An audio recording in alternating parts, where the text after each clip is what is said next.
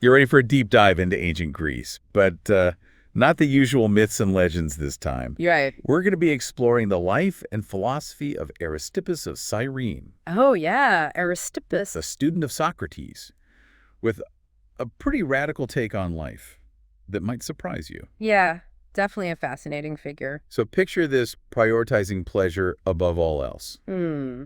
That's Aristippus in a nutshell. That's a good way to put it. He really embraced the idea that pleasure was the ultimate good in life. I mean, it sounds pretty good to me.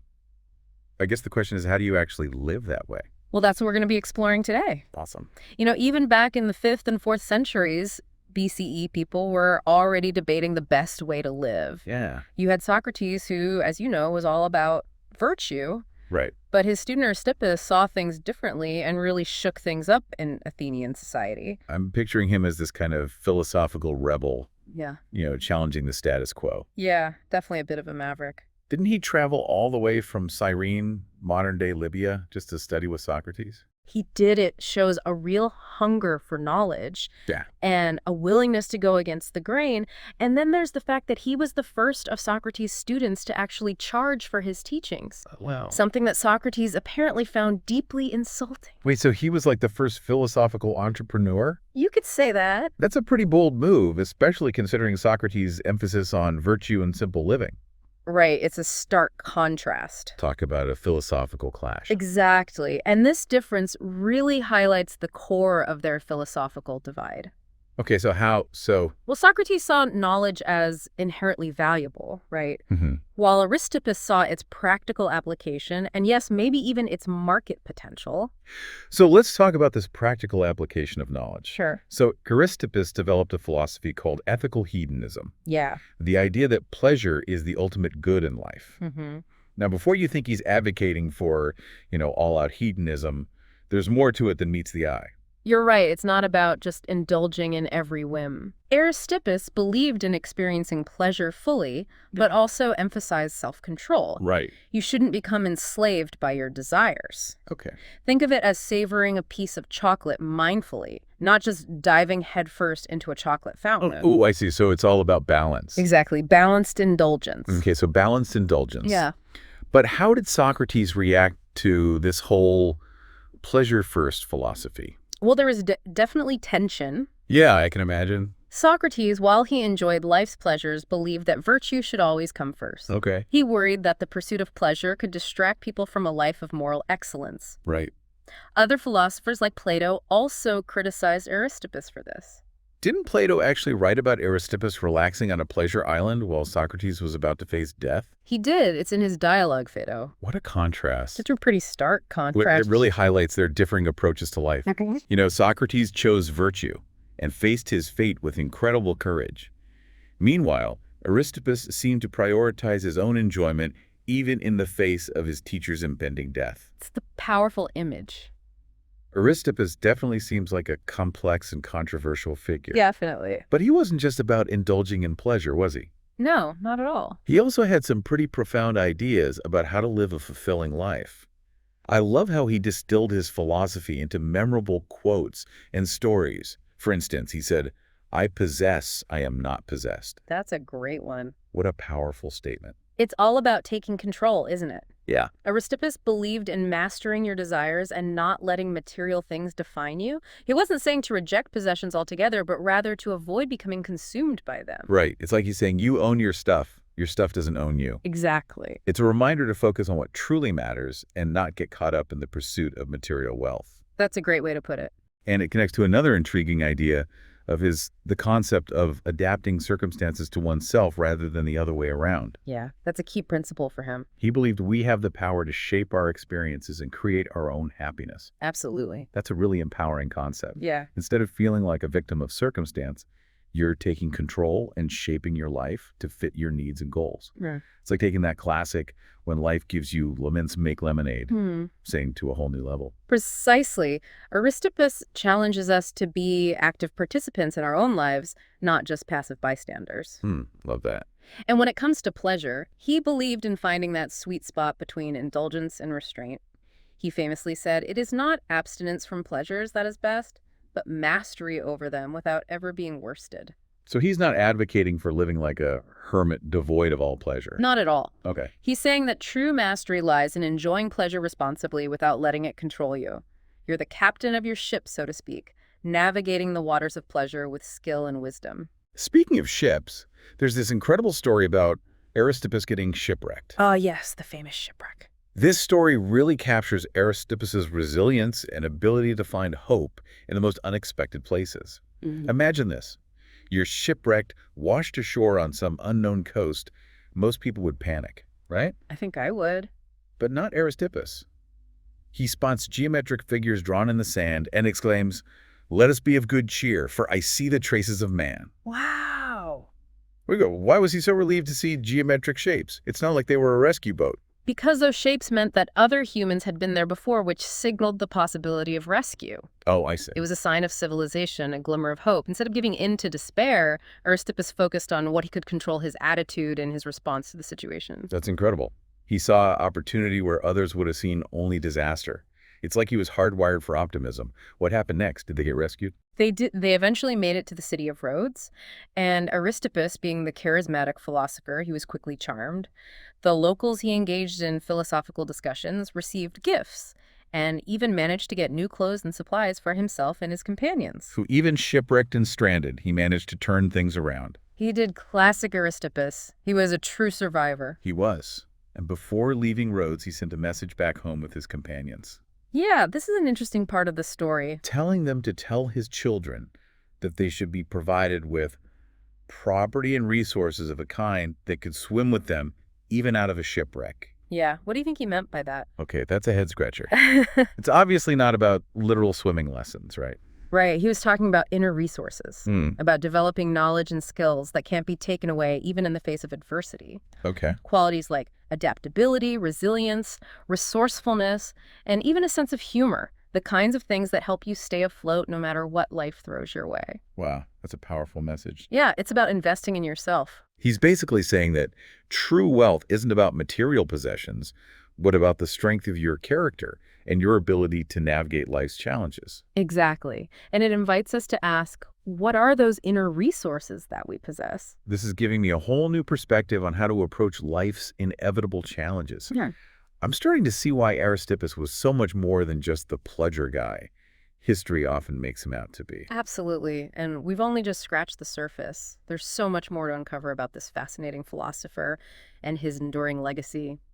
Welcome back to our deep dive into the world of Aristippus. I hope you've had a chance to think about those inner resources we talked about, the ones that help you weather any storm life throws your way. Yeah, I've been giving it some serious thought. It's amazing how this ancient philosopher's ideas still resonate with us today. It makes me wonder, how did Aristippus's philosophy influence later thinkers? Did his ideas about pleasure and happiness leave a lasting impact? Definitely, he's considered the founder of the Cyrenaic school of philosophy, which flourished for centuries after his death. While Aristippus might not be a household name today, Right. his followers kept those hedonistic ideas alive and sparked some pretty interesting debates along the way. So there was a whole crew of philosophical pleasure seekers spreading the word. You could say that. That's really interesting. What were some of their key ideas? Well, the Cyrenaics continued to explore and refine Aristippus's theories. Okay. They really dug deep into the nature of pleasure, focusing on the role of immediate sensations in our experience of happiness. They even argued about which types of pleasure were superior. Oh, really? Some thought bodily pleasures, like a delicious meal, were better than mental pleasures, like solving a complex puzzle. That's a tough one. I guess it depends on the person, right? Mm-hmm. What else could you tell me about the Cyrenaics? It sounds like they were really grappling with some profound questions about what constitutes a good life. They argued that living in the present moment was key, Okay. focusing on maximizing pleasure in each experience. They also recognized that our perceptions and sensations are subjective, Yeah. so what brings one person joy might not have the same effect on another. Right. Makes sense. I can see how that ties into Aristippus's idea of adapting circumstances to ourselves. Exactly. If our experience of pleasure is subjective, then it makes sense to focus on what truly brings us joy and shape our lives accordingly. Yeah, and while the Cyrenaic school eventually faded away as a formal institution, No. Their ideas about pleasure and happiness continued to influence later philosophical movements. One notable example is Epicureanism. Ah, Epicurus, the other famous advocate for pleasure. I Yeah. always thought Epicureanism was all about indulging in, you know, luxurious food and drink. There's definitely more to it than that. Okay. While Epicurus also believed that pleasure was the ultimate good, he had a slightly different approach than Aristippus. How so? Well, Epicurus emphasized the importance of avoiding pain and cultivating a state of tranquility and inner peace, what he called ataraxia. Hmm. Interesting. So less about chasing fleeting pleasures and more about finding lasting contentment and peace of mind. Precisely while Aristippus embraced the intensity of immediate sensations, Yeah. Epicurus sought a more stable and enduring form of happiness. He believed that simple living, free from excessive desires and anxieties, was the path to true pleasure. Both approaches make sense in their own way. They do. It's like they're offering two different paths to the same destination, a fulfilling and joyful life. One is more about embracing the excitement of the journey, while the other focuses on reaching a state of peaceful contentment. That's a really insightful way to put it, and both have contributed to our understanding of happiness and well-being. Yeah, I can see that. Aristippus reminds us that we have the power to actively shape our experiences and make choices that bring us joy. Right. Epicurus teaches us the importance of cultivating inner peace and contentment, regardless of external circumstances. This is so interesting. I'm starting to see how even these ancient philosophers were grappling with questions that we still ask ourselves today. They're timeless questions. What's the best way to live? How can we find lasting happiness? And it's amazing how both Aristippus and Epicurus were controversial figures in their own time. They dared to challenge the status quo and offer alternative ways of thinking about life and happiness. They were true pioneers of thought. They weren't afraid to go against the grain and provoke discussion. They pushed people to examine their own beliefs and consider new perspectives. Yeah, they remind us that it's okay to question assumptions, to challenge norms, and to create our own path in life, even if it goes against the grain. But let's get back to this idea of ethical hedonism. Sure. Is it really a practical philosophy for living? It's a question that philosophers have debated for ages. One of the biggest challenges is defining pleasure and figuring out how to balance our own pursuit of pleasure with the needs and well-being of others. It's a complex issue. Right. If everyone just focused on maximizing their own pleasure, wouldn't that lead to chaos and conflict? That's a common concern. But remember, both Aristippus and Epicurus emphasized self-control and moderation. They weren't advocating for reckless indulgence or disregarding the well-being of others. It's about finding that balance between personal fulfillment and ethical behavior. So it's not about giving in to every whim or desire, but making choices that bring you joy while also considering the impact on those around you. Exactly. It's about being thoughtful and deliberate in our pursuit of pleasure. It's about finding ways to live joyfully and ethically, recognizing that our happiness is often intertwined with the well-being of others. That makes sense. But how do we figure out what constitutes ethical pleasure? It seems like what's considered pleasurable can vary from person to person and culture to culture. You're right. There's no easy answer or one-size-fits-all definition. What brings one person joy might be considered offensive or harmful by another. Cultural norms and values also play a significant role.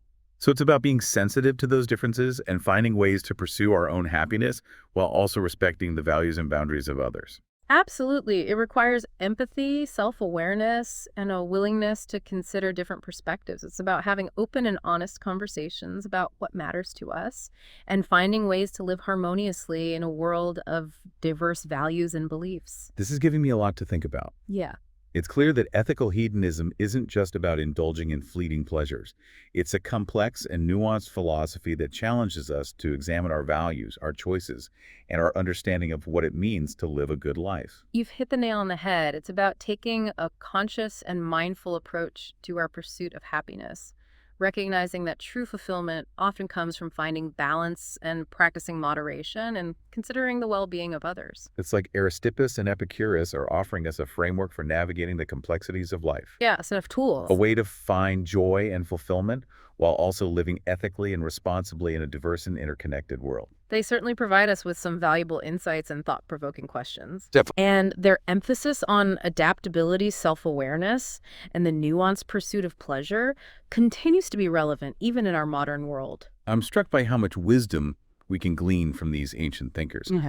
But before we wrap up this part of our deep dive, I want to go back to that powerful shipwreck anecdote. Okay. It really got me thinking about those inner resources. Aristippus spoke about those qualities that help us navigate life's challenges. What are some specific examples of those resources? What tools should we be adding to our mental toolkit? Welcome back to our deep dive into the world of Aristippus. We've been exploring his philosophy of ethical hedonism and how it can help us navigate the ups and downs of life. It's fascinating stuff. It really is. And to wrap things up, let's get practical. We've talked about those inner resources that Aristippus believed were essential for weathering life's storms. Let's dive into what those resources might look like in our modern lives and how we can start cultivating them. Yes, I'm all ears. I think a lot of us can relate to that feeling of being shipwrecked, sometimes metaphorically speaking, of course. So what are some specific qualities or skills that can help us stay afloat when things get rough? Well, think back to how Aristippus handled his own shipwreck.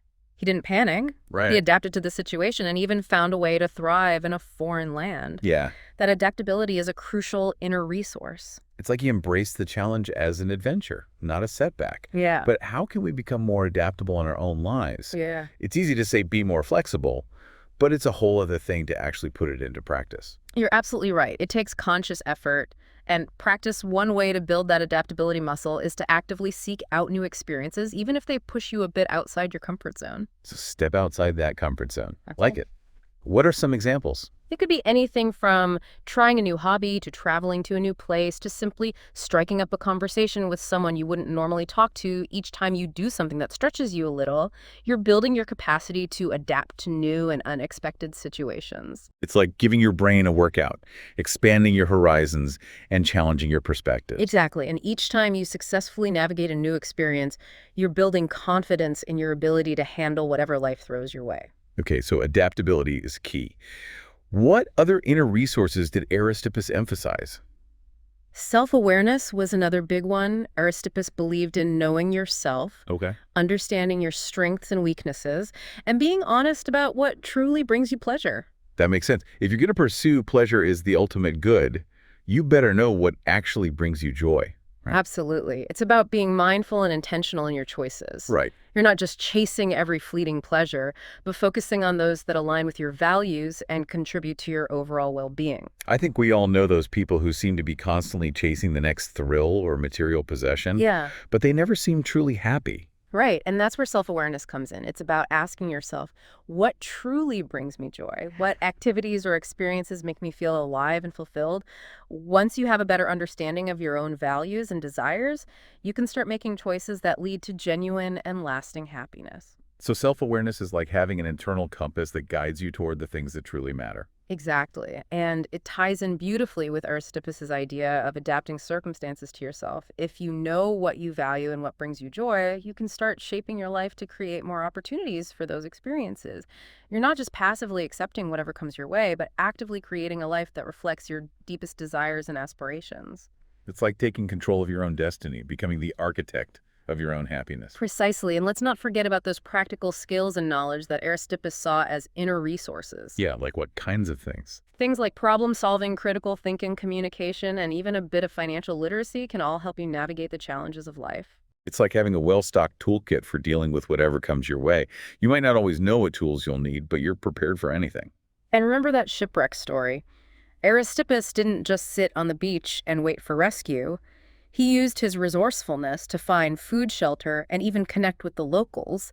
Having a diverse set of skills and knowledge can make a huge difference in how you respond to challenges. This is all making so much sense. It's like we're weaving together ancient philosophy with modern psychology to create a guide for living a more fulfilling and resilient life. And that's what makes exploring these ancient ideas so rewarding. They're not just relics of the past. They offer timeless wisdom that can help us navigate the complexities of our modern world. I feel like we've been on quite a journey with Aristippus. We have. From his rebellious days as a student of Socrates to his controversial philosophy of pleasure. And while some of his ideas might seem radical at first glance, there's a lot we can learn from his emphasis on adaptability, self-awareness, and finding balance in our pursuit of happiness. He certainly challenges us to question conventional wisdom and think critically about what truly matters in life. He reminds us that we have the power to shape our experiences, create our own happiness, and navigate life's challenges with grace and resilience. It's been a truly insightful deep dive. Thank you for taking us on this journey through the world of Aristippus. I know I've learned a lot, and I hope our listeners have too. It's been my pleasure. And remember, as Aristippus might say, Adapt those circumstances to yourself. Take control of your life. Cultivate those inner resources and live a life that reflects your deepest values and brings you genuine joy. Until next time, keep those minds curious and those spirits adventurous.